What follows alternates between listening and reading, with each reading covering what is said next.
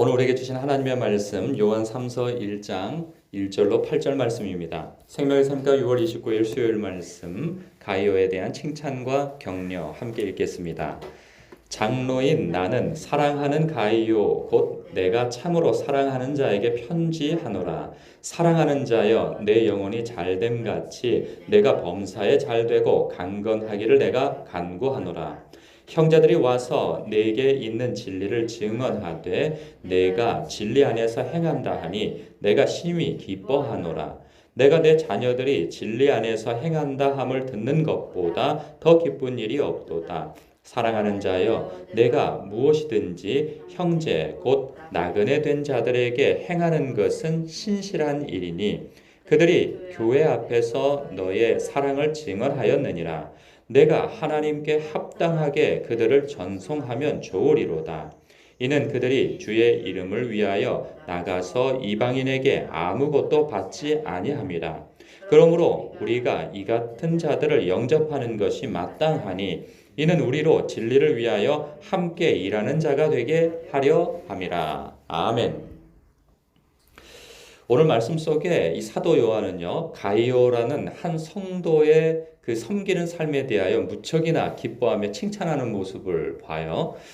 이 1절, 2절만 하더라도 이 사랑이라고 하는 표현이 세 번이나 나오죠. 사랑하는 가이오, 곧 내가 참으로 사랑하는 자에게 편지하노라. 사랑하는 자여 내 영혼이 잘됨 같이 하면서 이렇게 사랑한다는 표현이 나오고요. 5절에도 보면 이 사랑하는 자여라고 이렇게 표현하죠. 그러면서 그 가이오 그 성도에게 얼마나 그 흡족한 마음을 가지고 있는가에 대한 표현을 3절 4절에 이렇게 얘기를 합니다. 내가 심히 기뻐하노라. 그리고 더 기쁜 일이 없도다 하면서 그가 행한 일들에 대해서 아주 흡족하고 기쁨을 표현하는 것을 봐요. 그러면서 2절에는 사랑하는 자여 내 영혼이 잘됨 같이 내가 범사에 잘되고 강건하기를 내가 간구한다. 이렇게까지 또 간구하며 축복 기도를 하죠.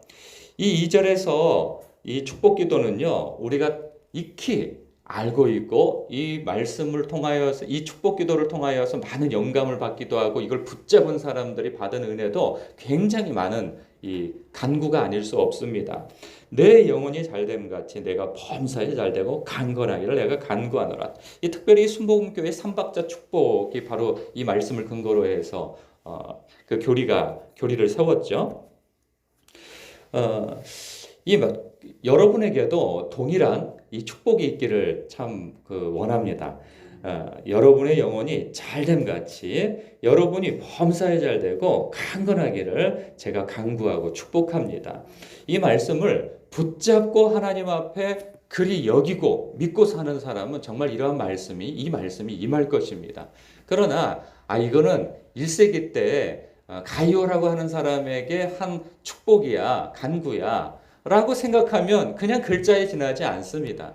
그러나 하나님의 말씀을 붙잡으면 그 사람의 것이 되는 것이죠. 그래서 저도 붙잡고 여러분에게 축복한 것이니 여러분들도 이 말씀을 붙잡고 내가 참으로 내 영혼이 잘 되고 그 잘된 것이 내가 범사에 잘 되고 또 강건하게 되는 데까지 이르기를 내가 정말 믿습니다 하고 붙잡으면 이 말씀이 여러분들에게 이러한 말씀대로 이렇게 이러한 복이 갈 것이라 믿습니다.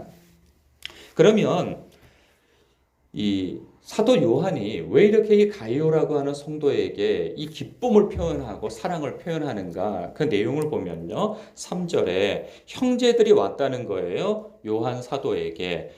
그러면서 내게 있는 진리를 증언하되 내가 진리 안에서 행한다 하니 내가 심히 기뻐한다. 진리 안에서 행한다. 그러면 진리 안에서 행하는 내용이 구체적으로 어떤 내용일까 보니까요. 4절에 조금 더 그 얘기를 해요. 내가 내 자녀들이 진리 안에서 행한다 함을 듣는 것보다 더 기쁜 일이 없도다. 그럴 밖에요. 그 내용이 왜 있는가 자세한 내용이 5절에서부터 나옵니다. 사랑하는 자여 내가 무엇이든지 형제 곧 나그네 된 자들에게 행하는 것은 신실한 일이니 그들이 교회 앞에서 너의 사랑을 증언하였느니라. 내가 하나님께 합당하게 그들을 전송하면 좋으리로다. 이는 그들이 주의 이름을 위하여 나가서 이방인에게 아무것도 받지 아니함이라. 그러므로 우리가 이 같은 자들을 영접하는 것이 마땅하니 이는 우리로 진리를 위하여 함께 일하는 자가 되게 하려 함이라. 무슨 내용이냐? 사도 요한이 파송한 이 순회 선교사 곧 전도자들이 있는데, 그때 교회에는 이렇게 딱히 어떤 사도들이나 어떤 지도자들이 머물러서 그곳에서 목회를 하는 경우도 있겠지만 그렇지 않은 경우들도 있죠. 그래서 사도 요한으로부터 가르침을 받은 그러한 제자들이 곳곳에 다니면서 복음을 전하고 그들을 다시 가르치고 하는 그 일들을 하는데, 거리가 가깝지 않잖아요. 그 당시는 다 도보로 다니고 그러는데, 교회에 방문하여서 말씀을 전하고 하면 누군가 섬기는 사람들이 있어야 그 사람들도 그곳에서 생활을 하고 할 텐데, 이 숙식을 제공하지 않으면 그들이 오늘 본문에서도 보다시피 이방인들에게 무엇을 얻지 않고 그들이 그 말씀을 전하고 다니는데, 성도들이 섬겨 주어야 그 일을 계속 지속할 수 있는 것이죠. 그런데 내일 본문에 보면 이 적극적으로 섬기지 않는 것뿐만 아니라 오히려 그 교회에 오지도 못하게 하고 집에 들이지도 않는 그러한 사람도, 드메드리오라고 하는 그러한 사람도 있단 말이죠. 그런데 생각해 보십시오. 저도 그럴 것 같아요. 우리 성도님이 어느 먼 곳을 가게 되어지는데, 그곳에서 저의 지인이나 혹은 이전에 같이 신앙생활을 했던 그러한 분에게 부탁을 한단 말이죠. 아니면 저를 통해서 간 사람이 김수진 목사님 교회에서 목회하는 그 교회 성도입니다 라고 하면, 그 펜션을 운영하든 뭘 하든 간에 그 사람이 그래요? 그러면서 그냥 소 닭 보듯이 보고 자기 할 일 하고 그 받을 거 다 받고 그러면 내가 무슨 고마움이 있겠어요? 아무런 고마움이 없죠.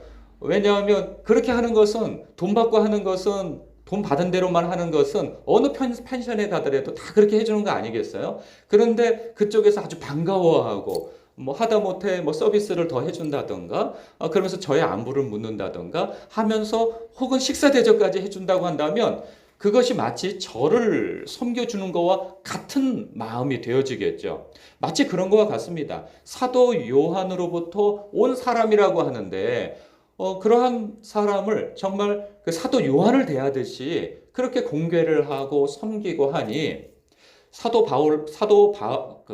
요한으로서는 너무 기쁜 거죠. 사랑스러운 거죠. 고마운 거죠. 이 마음은 주님께서 갖는 마음도 동일하신 거죠.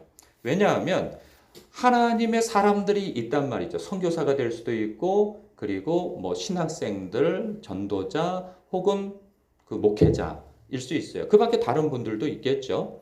그런데 이분들이 경제적으로 어렵거나 어떤 일들을 해나가는데 어려움이 있을 때 마치 그 일을 하나님의 일처럼 여기며, 그들의 일이 하나님의 일이요 또 내 일처럼 여기고 그들을 돕고 지원을 한다면, 아무런 사심 없이, 그러면 하나님께서 동일한 마음을 가지신다는 거죠. 왜? 내가 나를 이렇게 공개하였구나, 나를 이렇게 지원하였구나, 그렇게 여기시는 거죠. 예수님께서도 그 말씀하시잖아요. 내가 은밀히 너를 찾아갈 것이다. 어떤 모습으로? 이렇게 소자와 같은 이 볼품없는 모습으로 너에게 찾아갈 것인데, 그 한 사람을 내가 섬기고 공개를 하면 그 사람을 공개하는 것이 곧 나를 공개하는 것과 같다. 그렇게 말씀하신 바가 있거든요.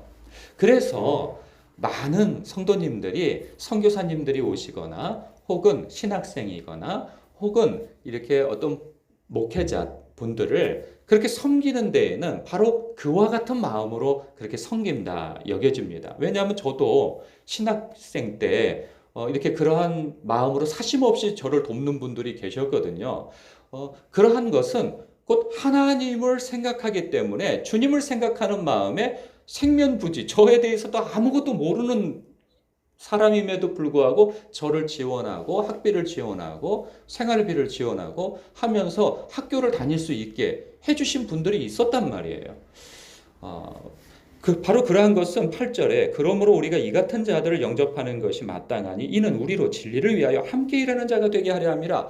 진리를 위해서 함께 일한다고 하는 그러한 마음에서 하는 그분들, 바로 여러분들이 되겠죠.